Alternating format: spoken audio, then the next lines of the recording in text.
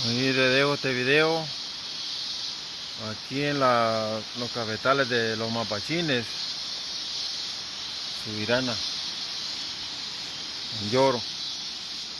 Ahí podemos apreciar la naturaleza, la quebradita muy boyante, la música de las chicharras de invierno, no son chicharras de verano. Pueden escuchar cómo suenan las chicharras a lo alto de los árboles.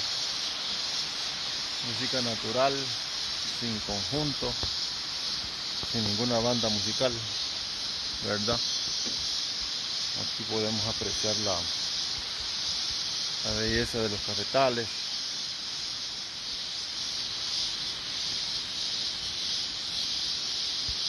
Y andamos en una máquina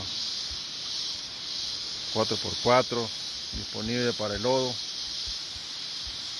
¿Verdad? Es la única manera de poder subir a estos lugares, porque está bastante el lodo, ¿verdad?, en las fincas, y eso es el transporte que hace pues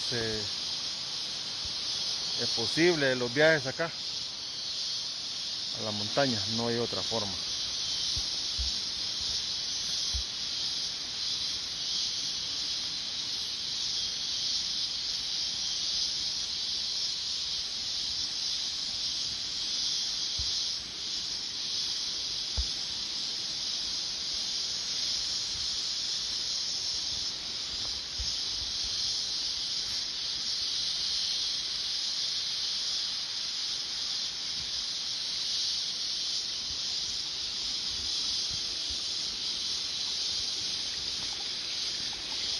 Aquí podemos observar los manantiales, mire, de agua natural, sin estar purificada, mire.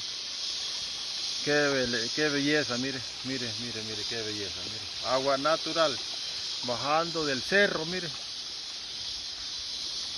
Se puede tomar y no está purificada. Y tampoco le va a hacer daño, mire. Estamos en este video desde el propio lugar de los hechos, en la montaña de los Mapachines, Cedrito, Subirana, Lloro. Ahí se los dejo. Ahí se lo dejo. Mire,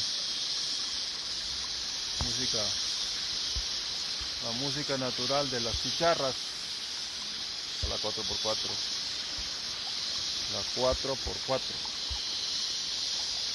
una máquina que sube los cerros, ¿verdad?